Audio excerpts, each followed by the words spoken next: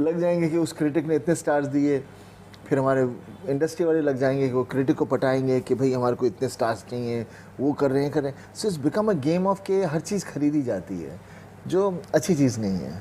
I mean decision should be, जैसे हम sports देखते हैं, आदमी कोई भाग रहा है, दौड़ रहा है, तो जिसने पहला आना उसी ने पहला आना है। हर आदमी तो नंबर 1 नहीं हो सकता ना।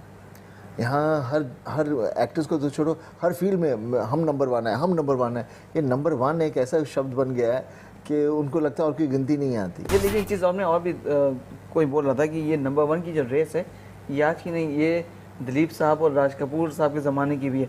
ये सलीम साहब बोल रहे थे। नहीं, रेस की बात नहीं है, नंबर 1 कौन, नंबर 2 कौन। आई मीन ये अभी आसमान में इतने सारे तारे हैं, आप कह सकते हो कौन सा तारा नंबर 1 है, कौन सा नंबर 2 है? नहीं ना। तो हम तारे हैं, तो उसको आप नंबर कैसे दे सकते हो? एक दिन एक चमक रहा है, दूसरे दिन दूसरा चमक रहा है, तो उसमें नंबर की बात नहीं होती। और आप चमक भी इसलिए हो क्योंकि आपका काम है। आपने कोई अच्छी फिल्म दी तो उसमें उस वक्त आप चमकोगे, दूसरे ये अच्छी पिक्चर है तो वो चमकेगा, ये तो चमकना चलता रहेगा। तो इसमें हम नंबर की बाजी जो बात कर देते हैं ना, तो मैं उसमें बिलीव नहीं करता हूँ। बिकॉज लोग इतना सीरियस ले लेते हैं, फिर जैसे नंबर उनको लगता है मेरा नंबर 1 नहीं आ रहा तो मैं क्या करूँ, तो फिर वो ऐसी गलत चीज़ें शुरू कर देते हैं। और फिर आज, पहले हमारे एक ही कोलीग थे जो ये प्रोपेगेंडा और ये करते थे, आज सब कोलीग्स वैसे हो गए हैं। तो मैं उनको यकीनन है कि वो एक कोलीग जो मेरा था उसको तकलीफ हो रही होगी कि हर आदमी वही कर रहा है।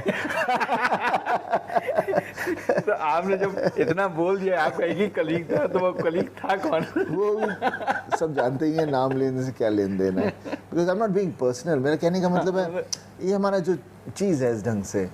तो एनीवे शायद लोगों को इसी में खुशी है, शायद इसी में उनको लगता है कि सेटिस्फैक्शन मिलती है। मुझे सेटिस्फैक्शन मिलती है अगर मैं कुछ अच्छी चीज़ करूं, उसके लिए मुझे कहा जाए कि भाई तुमने बहुत अच्छा किया, मुझे उससे सेटिस्फैक्शन होती है। लगता है कि हाँ मैंने कुछ मेहनत की जिसकी वजह से मुझे कह रहे हैं। इसकी वजह से नहीं कि मैंने उसकी सेल्समैनशिप की या मैंने कुछ ये किया या मैंने वो किया, उसकी वजह से मुझे मेरी पिक्चर कि आजकल कितनी फिल्में हैं जो ये इतने करोड़ कर लिया, ये कर लिया, और पिक्चर देखो तो उसमें कुछ होता नहीं है। तो वो उसी में खुश हैं कि मेरी पिक्चर ने इतना धंधा कर लिया।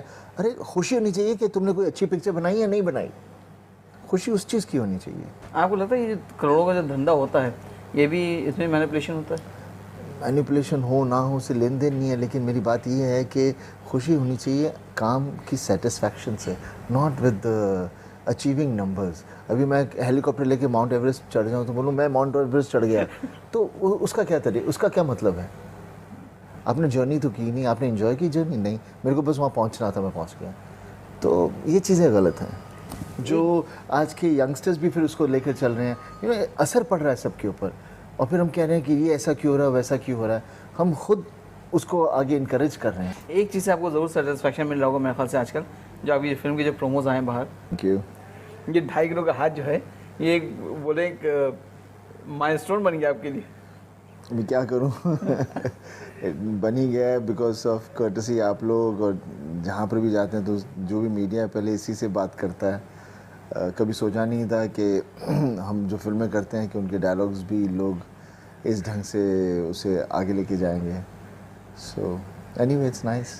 ये 2.5 किलो का हाथ जो है इतना फेमस है, और इसकी कुछ याद आपको याद है कि जब ये डायलॉग आपके पास आया था? देखिए, जब ये मेरी जितनी भी फिल्में रही हैं उसमें हम लोगों ने ये नहीं था कि ये डायलॉग ऐसा हो जाएगा, ये डायलॉग इस ढंग का है, इस पर तालियां पड़ेंगी। कभी हम लोगों ने इस ढंग से कभी सोचा ही नहीं था। बिकॉज कहानियाँ होती थी, कैरेक्टर्स होते थे, और स्क्रीन प्ले होता था। जो उस वक्त सीन्स के अंदर जो भी एक कैरेक्टर एक दूसरे के साथ बातचीत करेंगे, और डेफिनेटली जब लॉयर्स होते हैं तो उनकी बातचीत करने का ढंग ही उस ढंग का होता है। तो वो नहीं सोचा नहीं था कभी। बट अभी आज के ज़माने में तो हर चीज़ को उठाई जाती है और उसके बारे में बताया जाता है।